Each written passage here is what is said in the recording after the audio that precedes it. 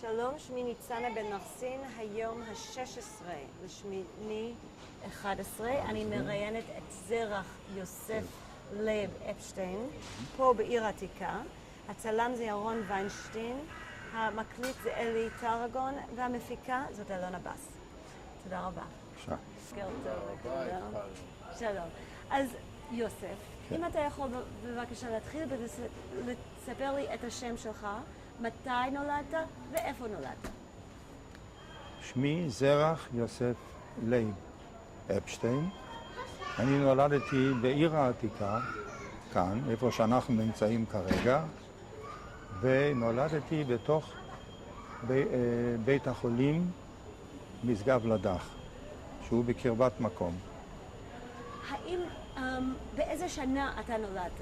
ב-1931, תרצ"א.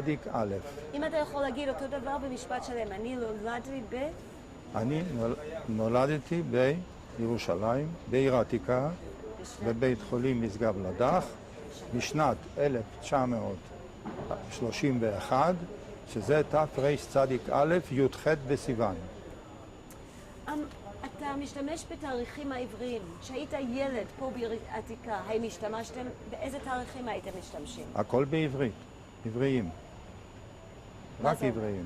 תתאר. זה אומר שאני ידעתי עד אשר בתקופה האחרונה אני הלכתי לתרגם את התאריכים, אבל כל הזמן ידעתי שאני בי"ח בסיוון. זה מה שידעתי, אפילו לא את השנה תרצ"א. לא ידעתי. וזה מה שהיה לי כל הזמן. היה לי פעם גם כן, כשהלכתי להוציא תעודת זהות, ואני ביקשתי שיתרגמו לי את השנה, אמרה, אנחנו לא יודעים איך לתרגם את זה. ואתמול אפילו קניתי ספר שמתרגם את כל השנים, החל מ-1900 ועד 2018, שזה עוד יבוא. אז יש לי ספר ואני מתרגם את כל הדברים האלה. כשהיית ילד בבית, פה בעיר העתיקה, איזה שפה דיברתם בבית? יידיש.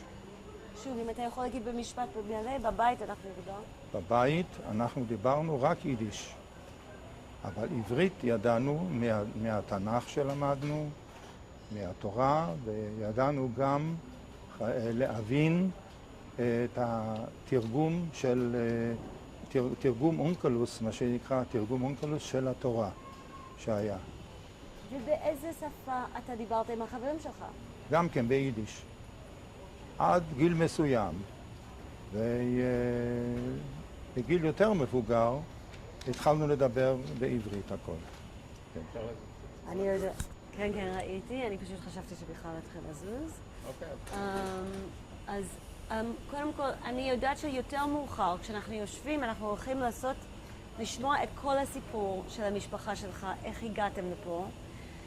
אני רוצה רק בקצרה, במשפט אחד, אם זה בסדר מבחינתך, שיהיה לנו מיקום מאיפה אנחנו מתחילים, מאיפה המשפחה שלך מצד אבא ומאיפה המשפחה שלך מצד אמא, ואיך הגעתם לעיר עתיקה ומתי. האבא שלי הגיע פה בגיל 17 מביאליסטוק, רוסיה שהיה, היום זה פולניה, עם האבא שלו, והוא היה יתום שהסבא שלו, האמא שלו מתה משנת 1847, תרמ"ז. היא נפטרה, והוא התגורר עם אבא שלו, כל הזמן נסחב לישיבות שבחוץ לארץ, ואחרי זה, כשהוא היה בגיל 17, הוא הגיע עם האבא שלו לארץ כאן. והאחיו הגדול, שהוא זרח הבכור, שאני על שמו נקרא, הוא כבר היה כאן בארץ לפני זה. הם עלו ארצה מזה בשנת 1905. הוא הגיע עם אבא שלו. עכשיו, האמא שלי הגיעה ארצה בשנת 1918 מהונגריה בגבול רומניה, והיא הייתה אז בגיל 18. יוסף, למה גם אימא שלך וגם אבא שלך, למה הם הגיעו לארץ? אז זהו, זה כל הסיפור שיש בספר, אבל מועט מזה אני יכול לתת. האמא שלי באה מבית מאוד דתי, אבל פונדמנטליסטי, מה שאני קורא. הם היו גרים בכפר, והם היו מגדלים לבד את הירקות, את האוכל, את הכל, והיה להם בית מרזח קטן, ששם היו האיכרים, ההונגרים, היו באים לשתות כוסית אחרי עבודה. ואבא שלה נפטר לפני הרבה שנים, זה שאני נקרא על שמו יוסף לייב, זה אבא של אמא, סבא שלי, והוא נפטר לפני כן, והיא נשארה ערירית.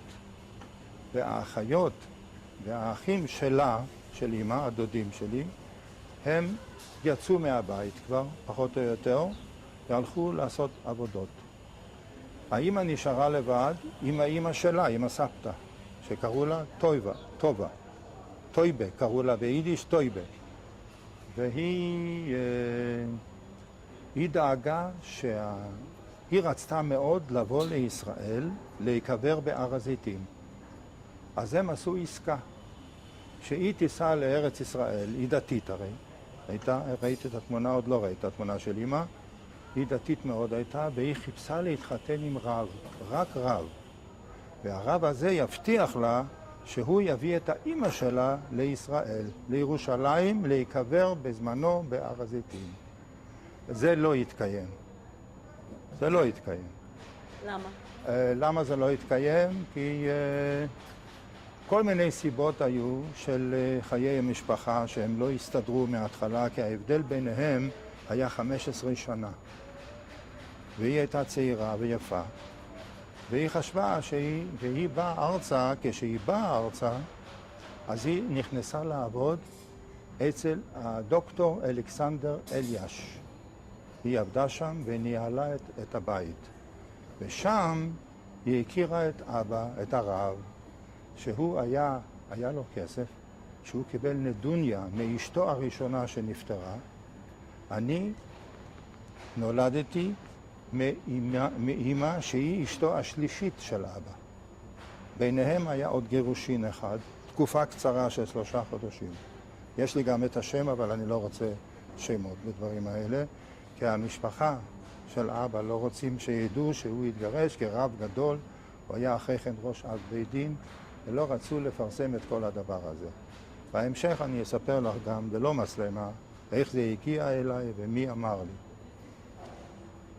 ושם הם הכירו במשך הזמן על ידי יהודי אחד, שזה כתוב בספר אצלי כל הדבר הזה, שהוא היה מהנדס דרכים.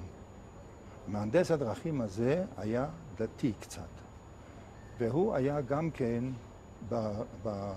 הוא למד באוסטריה, והוא הגיע ארצה, ואומרים שהוא הגיע ארצה בעקבות רומן עם אכזבה. אהבה נכזבת, מה שאנחנו קוראים. ולכן הוא הגיע ארצה, שהוא חשב שפה הוא ימצא את אהבתו. אבל היא כבר כנראה הספיקה להתחתן עם מישהו אחר. ואז, בגלל שהוא היה גם דתי, לא דתי מודרני, והוא הגיע גם, הדוקטור אלכסנדר אליאש, היה לו בנק קטן. זה אתם יודעים בטח, לא? יש רחוב בירושלים על שמו, דוקטור אליאש, רחוב אליאש. ואיפה היה הבנק שלו? הבנק של ברחביה, בתוך הבית, וגם... אז אמא שלך אז הייתה ברחביה? האמא שלי לא הייתה גרה אצל משפחת אליאש. ברחביה? ברחביה, כן. שם היה הבנק, ושם גם בפרסומים אצלו, באינטרנט, לא רושמים שהוא היה בנקאי.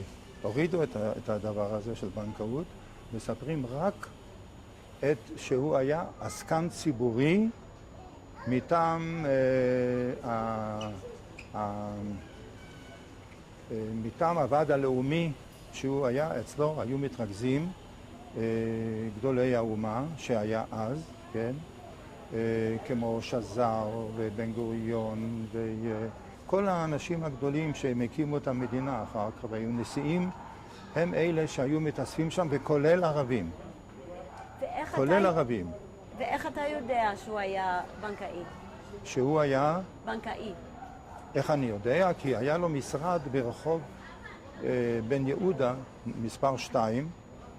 בבניין הזה היה בנק שהוא התגלגל כמה גלגולים.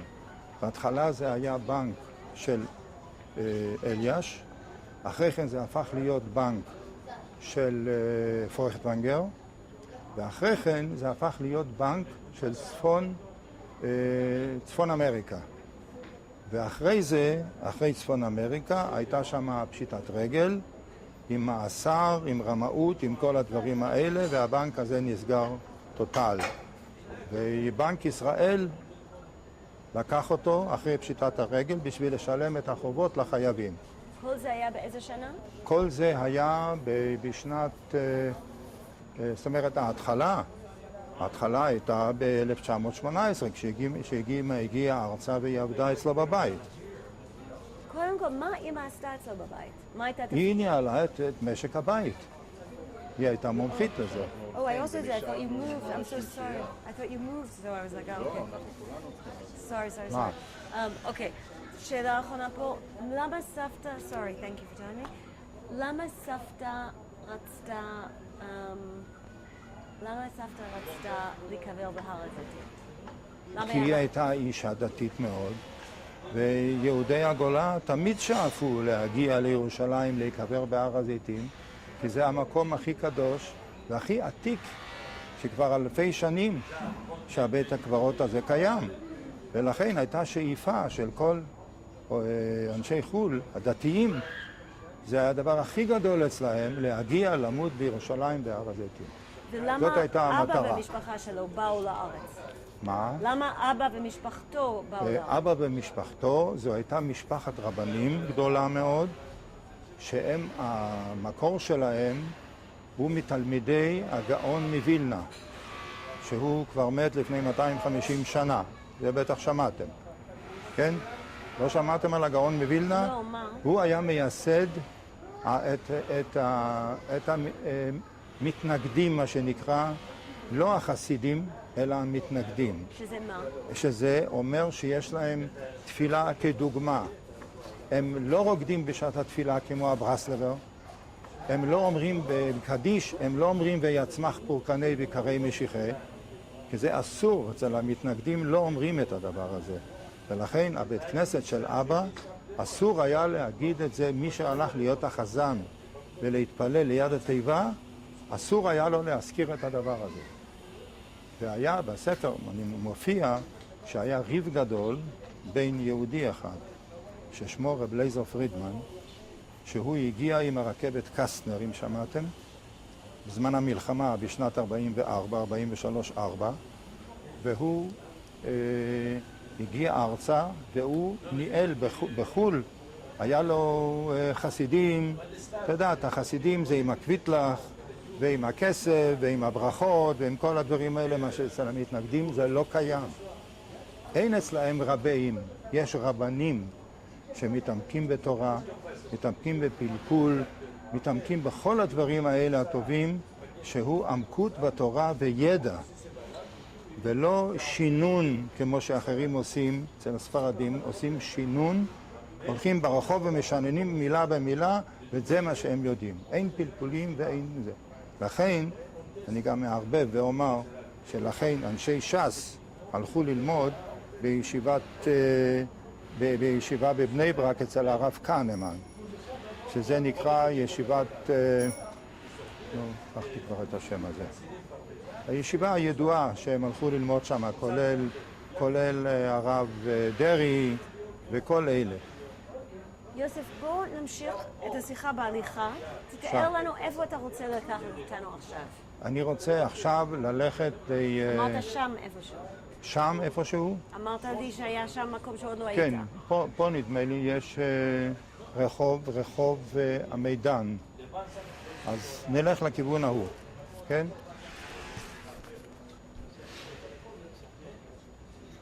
כן. פה בבקשה, אנחנו עכשיו הולכים. מתקדמים. רגע, לא נדבר, כי יש רעש של המקדחה, נדבר יותר שם. נדבר יותר גדול. נו, נראה. בסדר. טוב.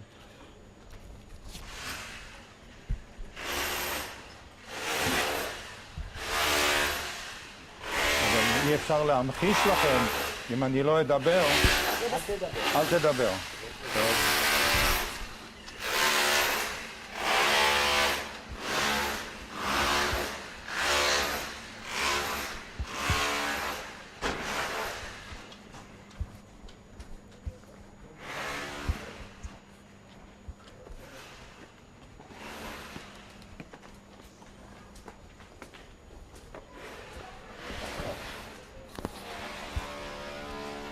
אפשר כבר לדבר? כן. כן. עברנו עכשיו ליד בית הכנסת בית אל, ומה היה? כאן. בית הכנסת בית אל, שזה היה בית הכנסת של המקובלים. הדלת הזו כמובן היא לא זאת מה שהייתה אז, אבל זה המקום. כאן למעלה הייתה הבית כנסת של הספרדים, של המקובלים הספרדיים. מה אתה זוכר מהם? זוכר אנשים מכובדים, זקנים, שכל היום מתפללים. מה יש להם לעשות? מה אתה חשבת כשהיית ילד שראית אותם? אז ראיתי, למה היה להם הדרת פנים יפה, והם היו אנשים נחמדים, לא התעסקו עם ביזנס ולא התעסקו עם שום דבר, רק עם האלוהים. ולמדו קבלה כל הזמן. לא את הקבלה מה שהיום כל ילד לומד. זה לא, מדברים על הזוהר האמיתי, ולא מה שכל אחד בא כמו מדונה שהיא באה ולומדת בשטות. זה לא קבלה. אז מה הם למדו? הם למדו את הזוהר של הארי הקדוש, שהיה בצפת, והוא קבור שם. הוא פרסם הוא חיבר את הספר הזוהר. ואת זה הם למדו כל הזמן. ומשם יצאו כל מיני, מה שהם למדו זה אותיות שהם מקדשים ושמות אלוהים, אדוני ויוד ה'. אז הם לא היו אומרים יוד ה' אלא יוד קיי. אסור להגיד את שם המפורש של האלוהים, אסור. היו אומרים אלוקים כמו שהיום ולא אלוהים. זה היה מקובל אצל כולם. זה היה מקובל ואת זה... נחכה שנייה שזה יבוא. אפשר? ואת זה, לפי זה הם היו מתפללים. אתה זוכר את ההרגשה שלך בתור ילד כשראית אותם, מה חשבת? מה, יכולתי לחשוב אותו ילד? אני ראיתי, תראי, אצלנו היה אז שכל ילד היה מכבד את המבוגר, לא כמו היום. שילדים מבית ספר נכנסים לאוטובוס ורואים זקן, מסתירים את הפנים הצידה שלא יראו אותו, שהוא לא יצטרכו לתת לו את המקום. הפסוק והדרת פני זקן היה מאוד מקובל אצלנו, מאוד מאוד. כל ילד ידע, הוא רואה אישה מבוגרת, אישה בהיריון, בן אדם מבוגר, ישר היה קם ונותן לו את המקום. אפילו בית כנסת, לא חשוב. תמיד היינו יודעת לכבד את המבוגר איתנו, והיה כבוד. הדרך ארץ, כמו שכתוב, דרך ארץ קדמה לתורה. ואת זה היה מקובל עלינו בתור נערים, וכולנו התחנכנו בדת, שאומר את כל הדברים האלה. על פי התורה ממש. זה הילדות שלנו. וזה נקרא, וזה עד היום, מה שנקרא גירסא דיינקותא לא משתכחה. זאת אומרת, כל מה שלמדנו בינקות אף פעם לא משתכחת. זה המשפט הנכון היפה. ומה חשבת על כך שהם היו, בוא נגיד, תלמידי חכמים של קבלה ולא של תורה וגמרא וכל כן, זה? כן, זה גם וגם. הם היו קודם, לפני זה, הם למדו תורה ולמדו את הגמרא ואת התלמוד ואת המפרשים ואת רש"י ואת הכל. אחרי זה, כשהם היו מבוגרים יותר, אז הם פנו לזוהר. יש אפילו מקובל סיפור ביהדות, שבחורים צעירים שהיו עילויים בתורה ולמדו את התורה וידעו את הכל, אבל ברגע שהם יותר מדי התעמקו בזוהר, הם היו משתגעים. משום שלא כל אחד ראוי שהוא ילמד זוהר, כי זה היה דבר מקודש ביותר. זה הסיפור. ומה אתם חשבתם? רציתם ללמוד זוהר בתור ילדים? בתור ילדים, רצינו בעתיד, רצינו, אבל זה לא תמיד יוצא לפועל. כל אחד הוא ילד, אז הוא אומר. אבל ברגע שהוא מגיע לגיל, אז הוא עושה דברים אחרים, או שבאמת נשאר בזה. חלק נשארו רבנים, חלק נשארו אנשים פשוטים, חלק נשארו סתם הולכי בתל, הכל קורה. אבל למקצוע, האינסטלטורים. תראי למשל פה, הבית הזה, כאן, הדירה הזאת, הייתה חנות של פלאפל, כדוגמה. הייתה חנות של פלאפל. פה בחנות הפלאפל הזאת היה גבר שהוא היה בודד, הוא היה עושה את הפלאפל, והייתה לו בת 17 בערך, יפהפייה. הוא לא יכול היה למכור את הפלאפל. אז הוא היה מביא אותה אחרי הלימודים, שהיא תשב פה, הוא היה עושה את הפלאפל, והיא הייתה מוכרת לכל הבחורים שהיו עוברים. וכולם היו באים לקנות אצלה פלאפל בגללה לראות אותה. הייתה באמת משהו יוצא מן הכלל. ובסופו של דבר, אחרי המלחמה, היא התחתנה עם בחור אחד, שהוא אינסטלטור, והם חיו בשלום, וגם היום היא חיה בירושלים. ואבא שלה כמובן נפטר, כי הוא כבר היה מבוגר. הרחוב הזה, שאתם רואים, כולו היה מלא חנויות. הרחוב הזה, זה נקרא רחוב היהודים, כן?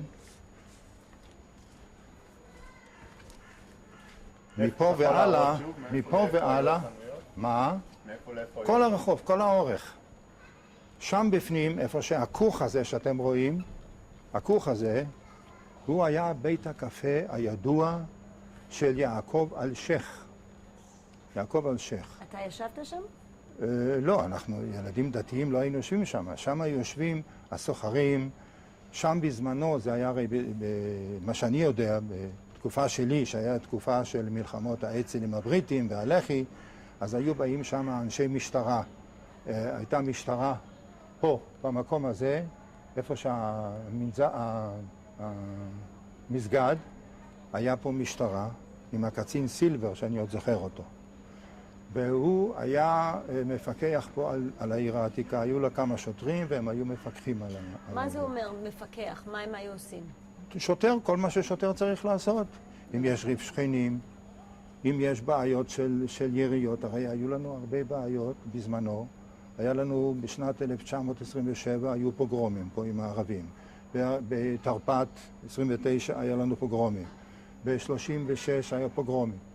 והם היו, אפילו הקצין סילבר הזה, כתוב אצלי בספר, מתי שהוא עבר פה למטה בשער, שנקרא שער הצפוני של יציאה מבתי מחסה, והוא קיבל כדור בישבן, גם הוא. ואחרי כן הלכו וסגרו שם את הרחוב הזה שהיה פונה אל הערבים.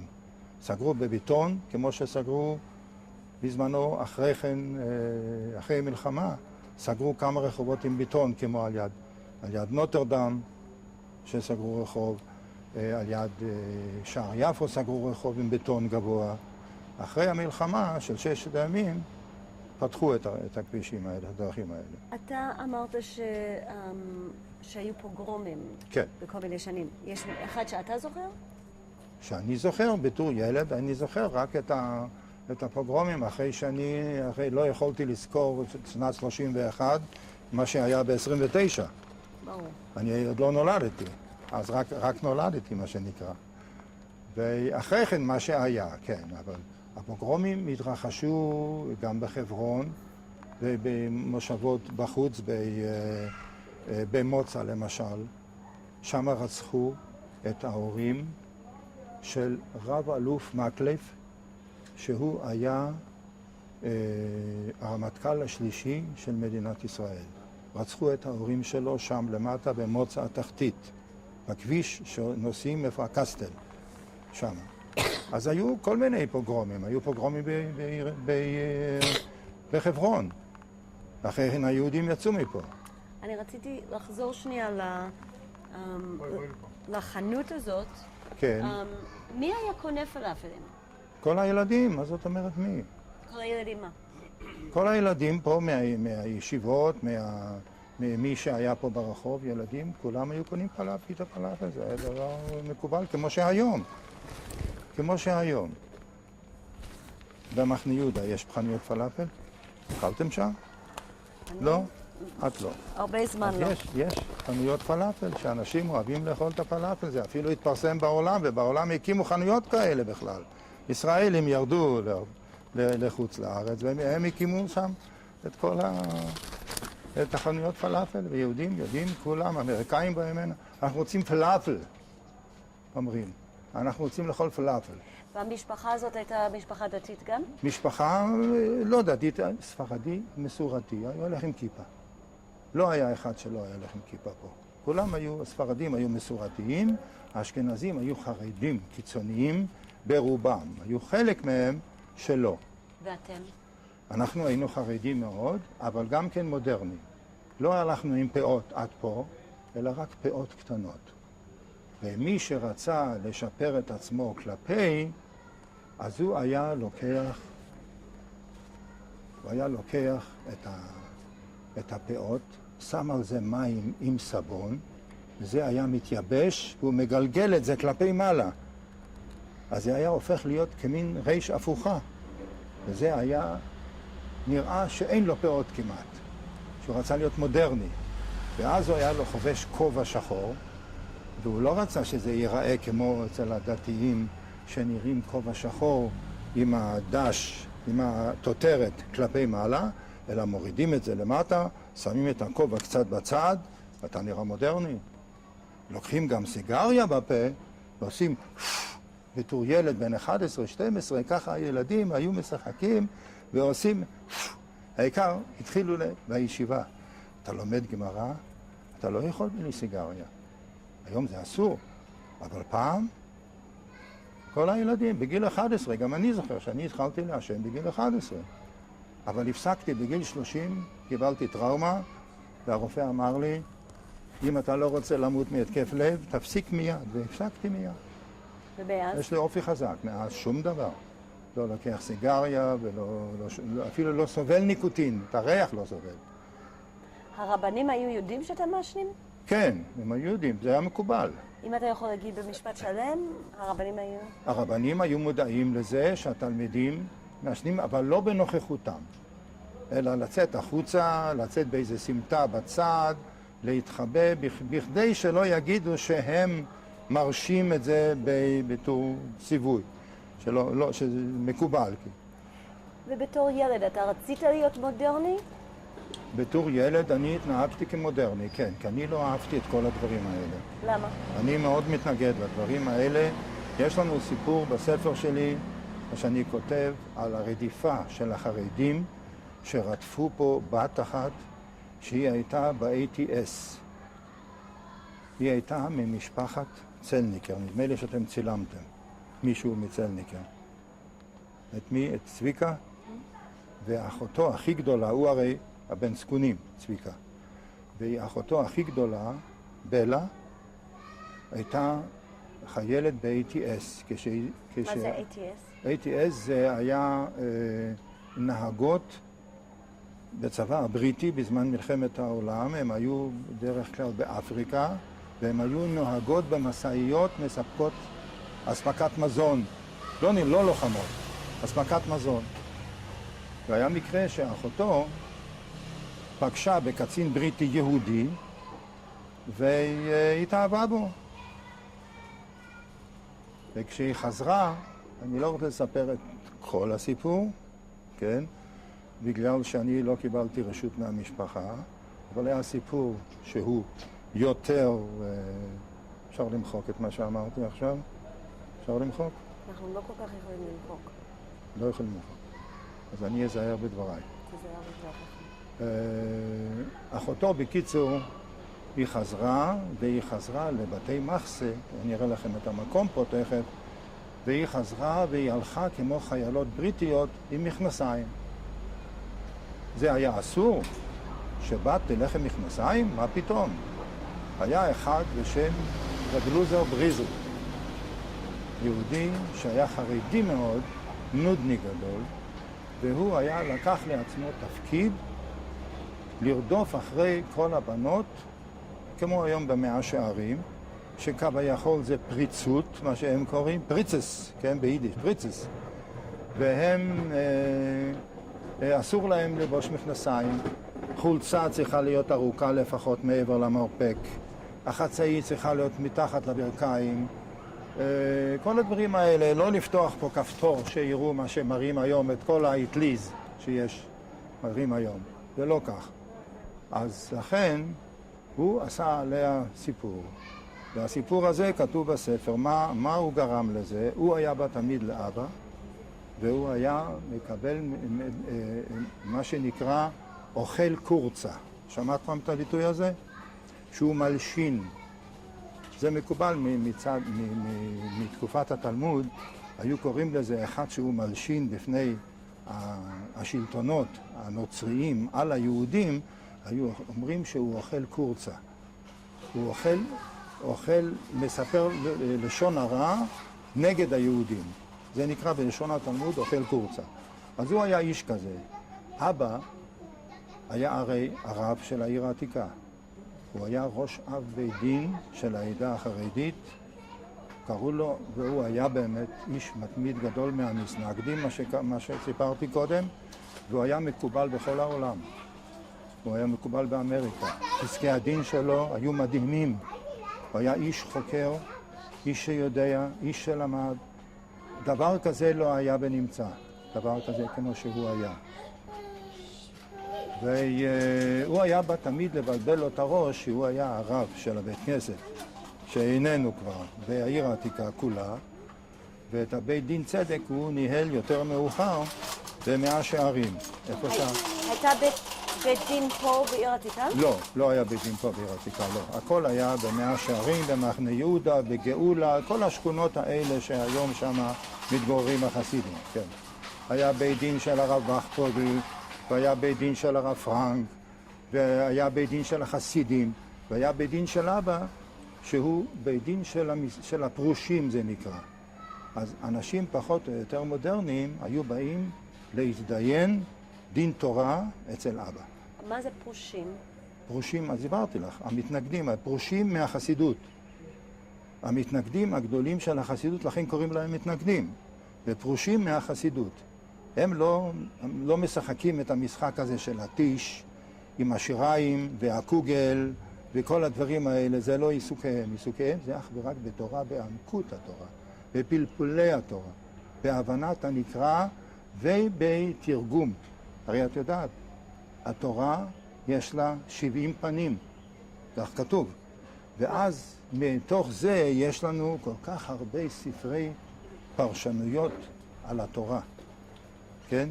שכל רב, שהוא באמת רב, ואפילו אלה שלא עושים את עצמם, אבל מפרשים את התורה, מי בחוכמה, מי בטיפשות. אבל מפרשים. אז יש פירוש של הרמב"ם, יש פירוש של רש"י, יש פירוש של הגאון מווילנה, ויש פירוש של רבלך כאלה, כן?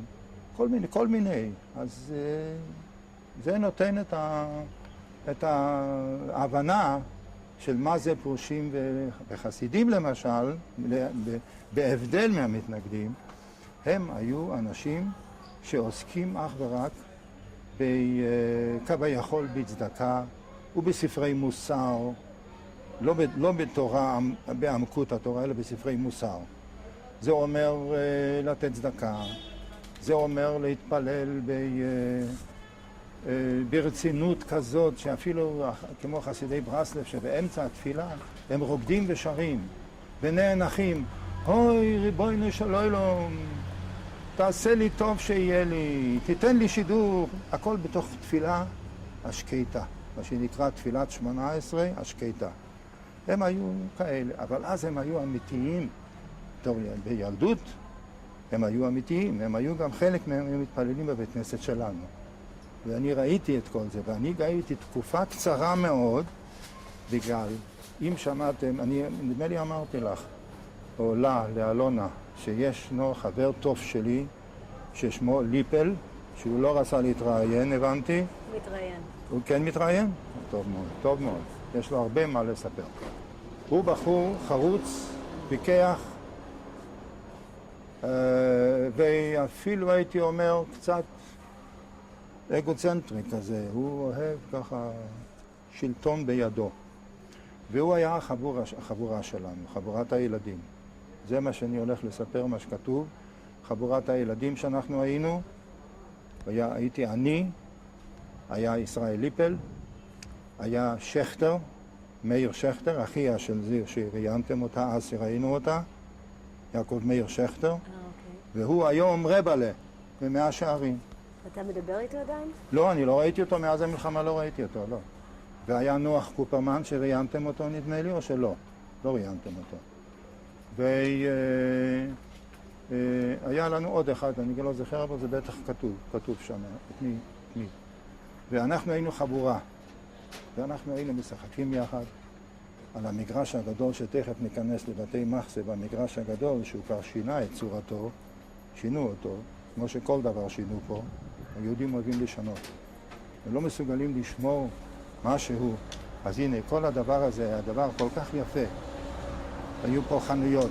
זה היה חנות של אחד שמכר ביצים. זה היה חנות של אחד שהיה מוכר גבינות. אלקוצר קראו לו. שמעתם? ראיינתם מישהו כזה? לא. אלקוצר. הבית קפה של יעוב, שהיה שם איפה החושה הזאת, אתם רואים תצלם את זה. שם בפנים, את החושה, אתה רואה את המערה הזאת. אתה רואה אותה? את המערה, איפה שהם חפרו שם את החפירות. מעבר לקרדו. כן, מעבר לקרדו, כן. מה היה שם? שם היה בית הקפה הידוע, שהוא היה גובל בין הכבישים של פה, שזה המשך של רחוב בית אל, על שם בית הכנסת, ושם זה היה רחוב היהודים, שהיה יורד ויורד ויורד עד שמגיע לרחוב של הערבים, מה שנקרא אבטרק. כל הסוחרים שם היו בעיר העתיקה, שם ערבים. זה האזור הערבי. פה היו היהודים רק.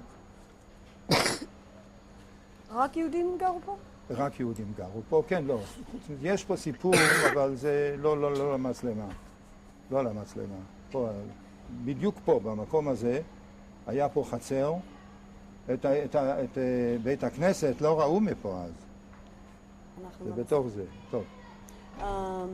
יש לי משהו לשאול אותך. אנחנו היינו באמצע, פשוט כאילו גלגלנו לדברים אחרים, שאתה הסברת, כאילו אני שאלתי אותך בעצם אם אתה רצית להיות מודרני בתור ילד, ואמרת שאתה לא אהבת דברים כאלה, ולא היה ברור מה לא אהבת, וכאילו מה הרגשת בתור ילד בקשר... לא אהבתי את הקיצוניות. רגע. אתה יכול להגיד עוד פעם? בבקשה. מה אמרת? אני לא אהבתי את הקיצוניות של אנשים. כמו שהתחלתי לספר על הבחור הזה, שהוא רדף את אחותו של צביקה, הוא רדף אותה. ומה אבא שלך אמר? ואבא שלי תמיד התחמק ממנו. כי הוא היה, אפשר לומר, חצי מודרני. הוא גם כן היה לו פאות כאלה, והוא היה לבוש כמו רב אשכנזי. מי זה? אבא שלי. לא כמו ספרדי שהם הולכים והחסידים שהיו הולכים עם כפתנים כאלה, דמסקאים, עם פסים, בד משי כזה, ועוד איזה מעיל עליון כזה ממשי. לא, חליפה רגילה אבל ארוכה עד הברכיים. וכובע גדול, תותרת, ולא היה לו כיפה כמו שהחסידים הולכים עם כיפה שמתחת לכובע יש להם כיפה לבנה סרוגה עם פומפון. זה סימן של החסידים. וככה ברסלב הם היו הולכים של זה. אצל אבא לא. הוא היה לו כובע, כשהוא היה מוציא את הכובע הזה ויושב, היה לו כובע כמו סנדוויץ' כזה היה פעם חיילים הבריטים היו הולכים עם כובע שפותחים אותו בצד הראש. היה לו כובע כזה ממשי, והוא היה לובש את זה, וזה היה מכסה לו את כל הראש. הוא פותח אותו כמו מטפחת שנפתחת, סעיף שנפתח, משהו יפה ממשי שחור.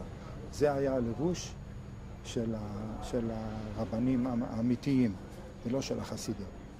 ומה הוא אמר כשהוא שמע את הרדיפה של הבחורה הזאת? הוא אמר זה לא הזמן וזה לא המקרה, כי הוא בא ואמר שצריכים לעשות חרם על המשפחה, בגלל שהבת הלכה עם מכנסיים, כן? אבל זה לא הכל, אני אחזור שוב הפעם, כן, זה צריך יותר. ומזה הוא עשה עסק רציני, עסק גדול. והוא הלך לאבא ואמר לו שצריך, אז האבא לא רצה, כי אבא לא החזיק מכל הדברים השטותיים האלה של החרמות ושל זה. אני רק רוצה להזכיר למה אני אומר את זה. כי אבא היה איש העולם, ממש איש העולם. הסיפורים שאני זוכר, בזמן שאנחנו היינו יושבים בשעת הצהריים לאכול, היה לנו יהודי אחד, שאני אראה לכם גם את הבית שלו לשעבר, שקראו לו יהודה לייב רוטה. יהודה לייב רוטה. שמעתם? כן, פשוט יש... זה בסדר? בואו נמשיך ללכת? כן. בואו נמשיך. אני אקח את זה, אבל לפני שאנחנו הולכים, אנחנו נמשיך עם הסיפור של יהודה לייב. כן. עוד שנייה. כן. אני יודעת אני רוצה פשוט לדבר שנייה על כיוונים, בגלל שעיר עתיקה קצת גדולה, ואני שמעתי שמועה שייתכן שאתה רוצה לקחת אותנו לאוהל יצחק. כן, אבל זה לא קיים. אוהל יצחק בעיר... פה, בבתי מחסה, למטה. לא בזה שבא מוסלמי. זה שם הרחוב משגב לדח, המידן, איפה שהייתה הכניסה, כן. הצד הצפוני, שהיה שער עץ גדול יפה, שכמובן איננו לא קיים, לא ראיתי אותו אפילו. אני יכול להראות לך את זה מצד הזה, את הכיוון. אבל אם אנחנו נרד אחרי כן במשגב לדח, ברחוב הזה שיורד למטה, אז אני בכלל אראה מה היה שם בכלל. אז אולי נתחיל ממשגב לדח ונחזור לחקור? לא, אי אפשר. אי אפשר. אי אפשר, זה חסום. צריכים להתחיל מפה. אז בואו נמשיך. וזה בנפרד. זה דבר נפרד. אוקיי, אז בואו שוב, תצביע ותראה את המקום, ותגיד לכיוון ההוא מה שאמרת לנו. הכיוון הזה פה, שהבית אני חושב לא קיים, כי חצו את זה, זה לא היה פה רחוב, זה היה שם, היה שלם הכל, כל הרחוב היה שלם. זה הורידו, זה היה פה המשך חנויות, ובאמצע היה פה על יד הדבר הזה שלא ראו אותו מאז, כי היום מוסתר עם החנויות, לא ראו את הג'מג'ה, קראנו לזה ביידיש, קראנו לזה ג'מג'ה. ג'מג'ה זה כמו בית תפילה שקוראים לתפילה, כמו היום, הם קוראים לתפילה, הערבים. עולים למעלה וקוראים לתפילה, מתחילים מעלה אכבר על האכבר. אז זה היה המקום של הערבים. ולמטה, ברחוב, במקום הזה, הייתה המשטרה, שהיא הייתה שומרת על הסדר, על תפקוד העיר, על החנויות והכל. וראו את המשטרה מהצד הזה? מהצד הזה לא ראו את המשטרה, רק משם. רק משם. פה היה סגור הכל. פה היה הכל מלא. כאן לא ראו שום דבר. הבית כנסת לא נראה כמו שאתה רואה אותו היום בכלל. הבית כנסת זה שהוא קם, אבל הוא היה פה מוסתר עם בתים של ערבים. פה היה בתוך המקום הזה, בדיוק אתם רואים, היה פה בתים של ערבים וסמטאות כאלה שהיו הולכים לשם. וכאן, במקום הזה, כדאי לספר את כל הסיפור. מה שאתה מרגיש. הייתה... לא. זה מה שאתה מרגיש. הייתה אישה אחת, כושית, ערבייה, שהיא הייתה מנהלת בית בושת. וקראו לה מונירה. היא הייתה בדיוק צמוד לבית הכנסת, ממש פה.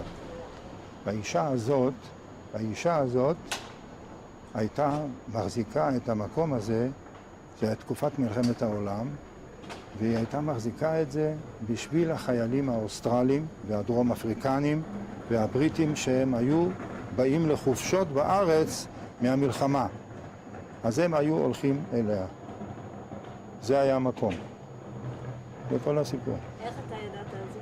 מה זה, ראו אותה, וראו שהיא מזמינה, ושהיא זה, והכל, מה זה ראו? וכולם היהודים היו פה עם החנויות, וכולם צחקו עליה תמיד. היא הייתה כזו גדולה, שמנה, מכוערת. והשם שלה, גם זה הצחיק, מונירה. זה היה החיים אז שלה, זה התערובת החיים שהיה בסמטה הזאת. באיזה גיל היית שידעת, שהיית מודע לזה שהייתה אישה? ברור שבתור ילד קטן של גיל 7-9 לא ידעתי מה זה בכלל. מדובר, עוד לא הייתה אז מלחמה. המלחמה הרי פרצה ב-39. כשאני מדבר על הסיפור הזה, זה היה שנות תחילת ה-40. מ-39 עד 44 בערך שנגמרה המלחמה. אז אני מדבר על התקופה הזאת, מה שהיה כאן. אז ידעתי. אז הייתי כבר ילד גדול. נולדתי ב-31, כבר הייתי בן 12, 13. ואיפה באמת, כאילו, מאיפה למדת על מין או דברים כאלה? זה דברים ש... איך דיברתם על זה בתור ילדים? דיברנו בינינו, לא בבית, חס וחלילה, דברים כאלה בבית לא דיברנו. אם אתה יכול להגיד במשפט שלם על איזה דברים אתה מדבר? אנחנו דיברנו בינינו על לימודים, על הרבי שאנחנו כן מרוצים ממנו, לא מרוצים, המלמד, מה שנקרא אז, שהיינו מרוצים או לא מרוצים. היינו מדברים עליו, היינו מדברים על החברים. כמו היום יש רכילויות בין חברים, בין תלמידים יש רכילויות. אז גם אז היו כאלה. אבל איך, כאילו, האם בתור ילדים, איך ידעתם על מין או בנים, בנות, איך ידעתם על זה? לא, בנות לא היו בתמונה. בנות היו אגף נפרד. לא למדו ביחד. היו רק כמה משפחות, ביניהם משפחת צלניקר שדיברתם, והיו עוד משפחה של קופרמן, והיו משפחה אחת של פרנקל. זה שאנחנו רוצים לראות את החצר עם הזכוכית שם למטה, שהם היו גרים שם מתחת לבית הכנסת. אלה היו אנשים מודרניים, והיו גם כמה משפחות בסוף, הכניסו כמה משפחות ספרדיות גם כן. בהתחלה זה היה רק לאשכנזים, כי זה נבנה מטעם כולל אמסטרדם, שמי שניהל אותו בהתחלה זה היה רבינר אורוויץ, קראו לו איש אורוויץ, רבינר אורוויץ, והוא היה גר מעלינו בבית יפה שלא קיים יותר. הם הרסו את הבניין הזה שאנחנו גרנו שם עד היסוד, לגמרי. ואני אראה לך תכף אחת התמונות, מראה שאבא שלי בא לחפש את הבניין ולא מוצא אותו, והוא מסתכל, בתמונה הוא מסתכל על בניין רוטשילד עם הקשתות. ראית את זה? זה בתמונות. ואני הבאתי את התמונה הזאת במיוחד בשביל לראות אם זה באמת הבניין שהוא הסתכל עליו. ושם יש גם טעות בכיתוב, שכתוב שמה שאבא ביקר שמה אחרי מלחמת תש"ח. אחרי מלחמת תש"ח היו פה הליגיונרים ולא יהודים. ואני תיקנתי שם וכתבתי שזה היה אחרי 6 הימים, שהיהודים חזרו לעיר העתיקה. אז בואו נמשיך. אפשר? כן, תשכח, כן. כמובן, סליחה. באתי.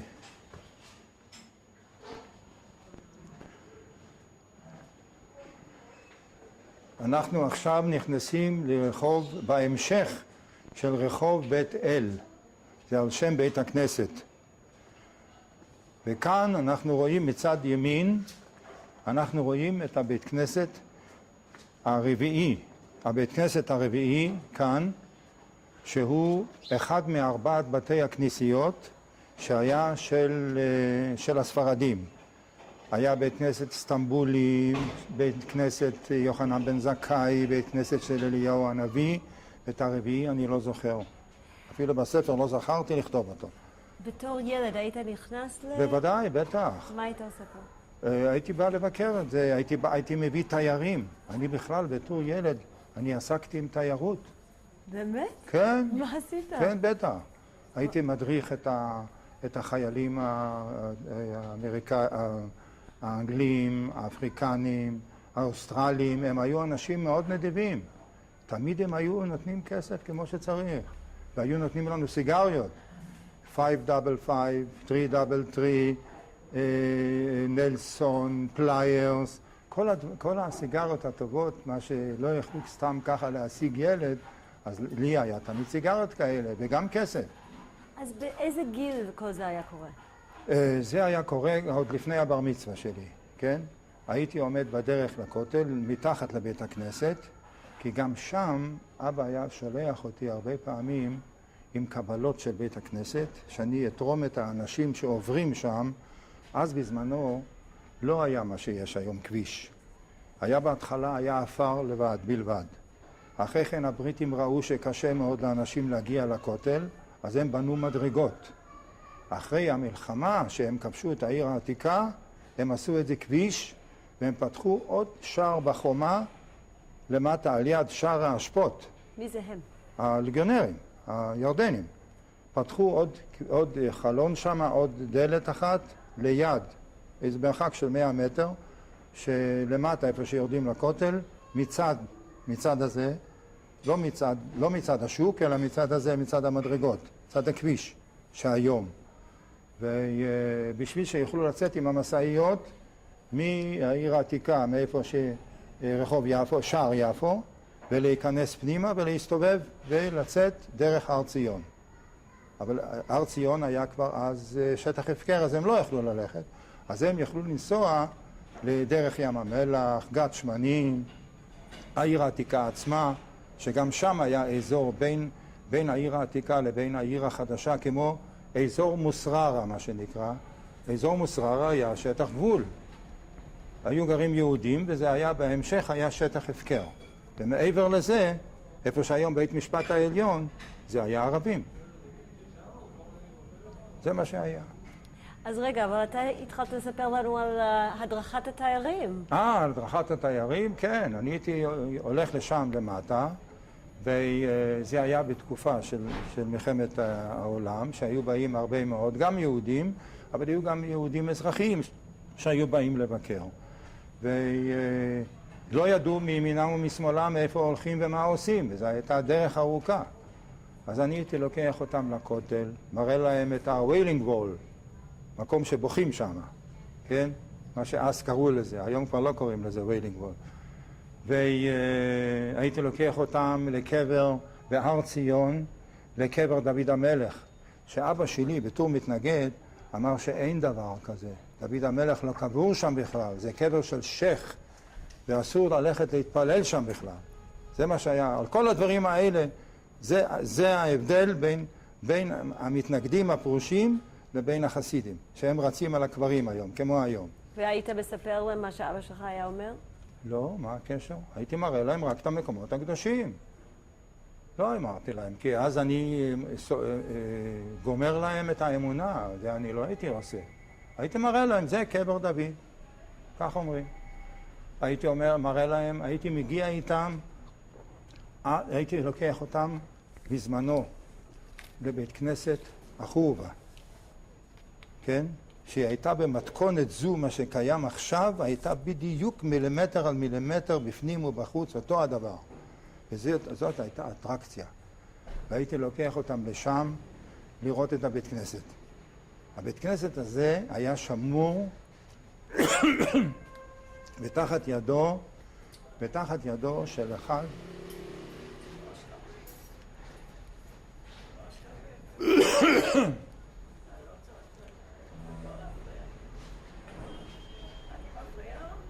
לא, אני פשוט... לא, את לא מפריעה. את לא מפריעה, אבל לא יכולים לדבר איתך עכשיו. את יכולה לעמוד.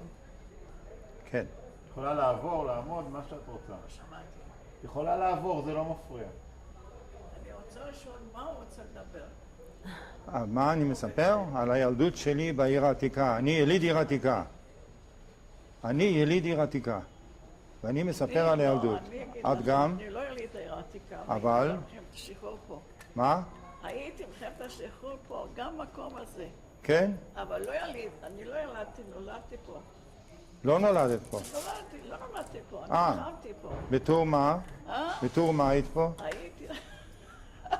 בתור חברת הגנה? הייתי בסוף ראש העיר. הייתי ראש העיר של התושבים, במלחמת השחרור. האמת היא שאני התחלתי בדבר קטן, הייתי עובד סוציאלית. פה. מי שנתן לי, כן, במלחמת השחרור פה. במלחמת השחרור? כן, ב-48.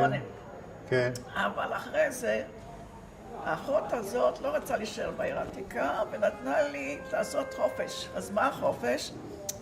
משגב לדך היה של העיר, של התושבי,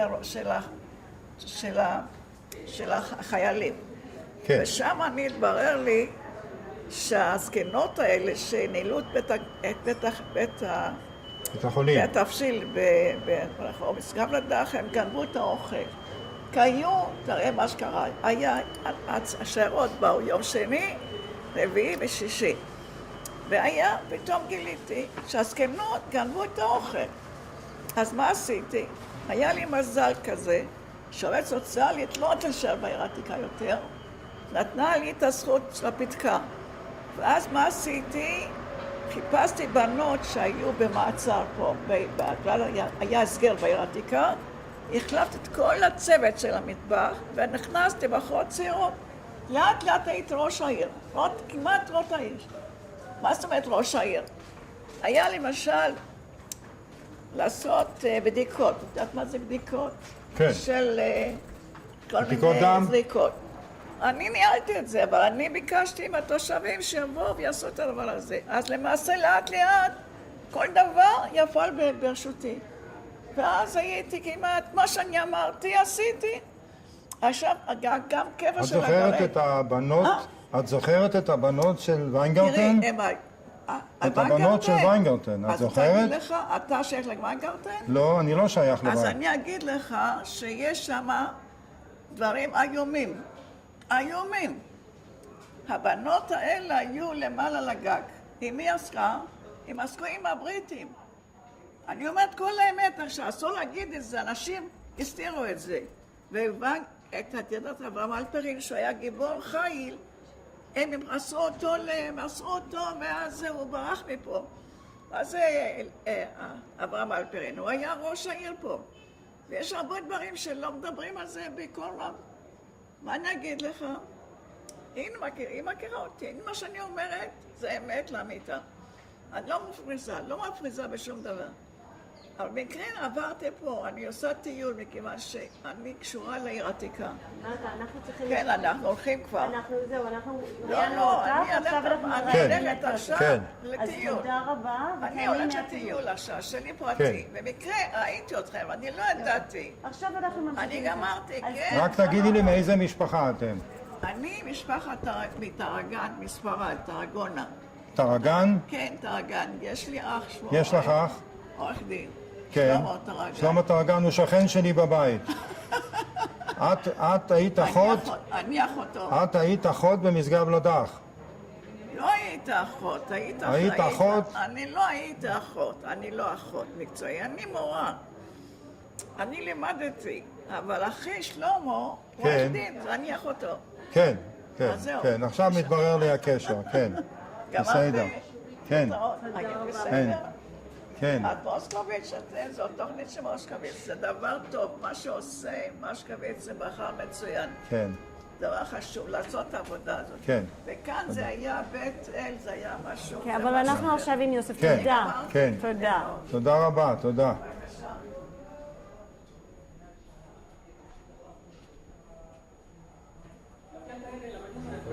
תשמע, את הסיפור שלה עם האח הוא נכון, אבל היא הייתה בחורה, היא עד היום רווקה. מזה שאני קישרתי אותה עם העורך דין שגר אצלי בבית, שלמה טרגן, עורך דין, הם גם לא בקשרים איתה. לא בקשרים איתה. הם לא מזמינים אותה ולא כלום. את רואה איך שהיא סתם מתפרצת, מדברת. היא לא נשואה, לא הייתה נשואה מעולם. וכל מה שהיא מספרת זה סיפורי מעשיות מהדמיונות שלה. הבנות של ויינגרטן לא היו מתעסקות עם הבריטים.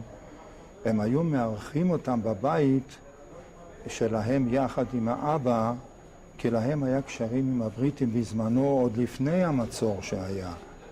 והם היו לומדים אז בבתי ספר של אבלינה דה רוטשילד, ששם הם למדו שפות ולמדו לימודים חילוניים.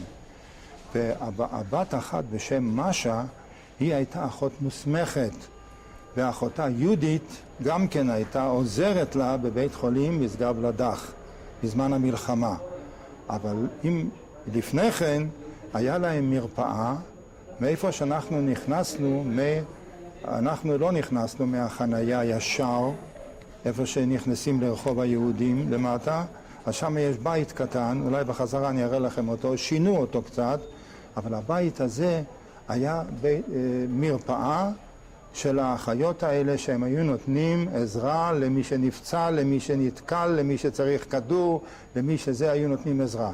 אז כאילו איך הם... בבית שלהם שהיו גרים איפה שעולים לארמנים, מרחוב הארמנים למעלה שמה, מעל בית חב"ד, הם היו שם, ושם היה הבית הזה שלהם בחצר שנקרא אורח החיים.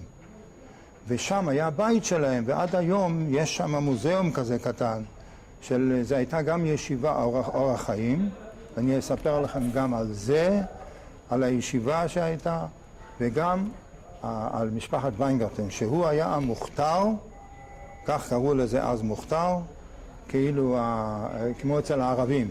הוא היה בעל הבית על העיר העתיקה, בשביל היהודים, לא בשביל הערבים, היהודים. ואכן הוא היה מוכרח להיות בקשרים עם הבריטים, בשביל להשיג, כמו למשל, כשאסרו אותי בקישלה בזמן הפיצוץ של קינג דיוויד. אז הוא שחרר אותי. אז אלו עזרות שהוא היה נותן. והוא היה גם בא אל אבא ומתייעץ איתו ומספר לו, כי אבא שלו היה הרב דמטה, מה שנקרא, בלשון תלמוד, הרב דמוסה, ביידיש תמיד דמוסה, זאת אומרת רב המקום. מוסה זה מקום בלשון תלמודית. אנחנו צריכים לעצור, להחליף קלטת. להחליף קלטת, אוקיי.